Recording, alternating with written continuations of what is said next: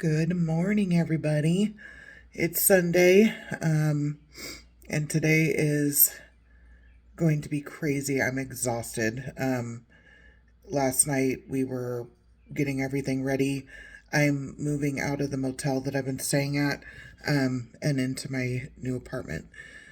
So it's going to be a very, very, very busy day.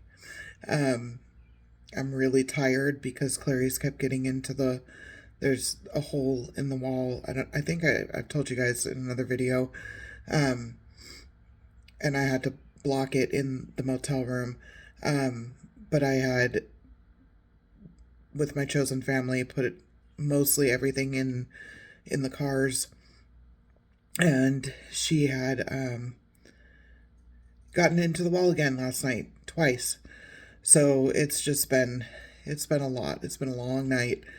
I'm really, really, really, really tired. I'm going to need a nap at some point. I don't know how that's going to work out, but I'm going to need it. um, so I wanted to talk to you guys today about lifelong abuse with narcissistic uh, parents and siblings, and how it affects your self-esteem and your self-worth. So, this is something that I struggle with constantly. Um, I had very low self-esteem, very, very, very low self-worth my entire life. And on top of that, I was very naive to things, like very not naive on some things and very naive to others. Um, because you get stunted at certain ages where your trauma occurs. So where I got stunted was at 4, at 11, and at 15, for sure. Um,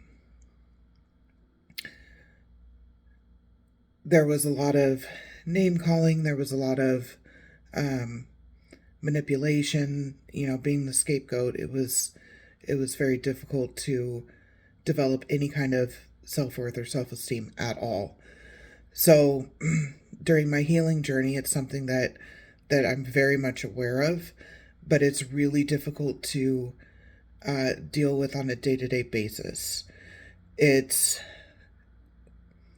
it's something that I have to sit there and tell myself when I'm down on myself, and I'm constantly down on myself. I have to remember who I am, and that I'm not these negative things that I tell myself I am, because I was always either verbally told or um, told through the actions of the narcissist in my life. So, what I struggle with now is recognizing when I'm treating myself poorly, and going and trying to trying to see myself through the eyes of the people that love me, because they don't see me as um worthless. They don't see me as, you know, dumb, or um all these other things that I call myself. So my struggle is going, I would never think these things about anybody that I love. And I'm working on and learning to love myself. Why the hell am I thinking these things about myself then? And this is a conscious decision that I have to do many, many times daily. So if you grew up in a narcissistic family, I know you know what I'm talking about. I'm struggling right now too, because I don't have a trauma therapist out here yet. Um,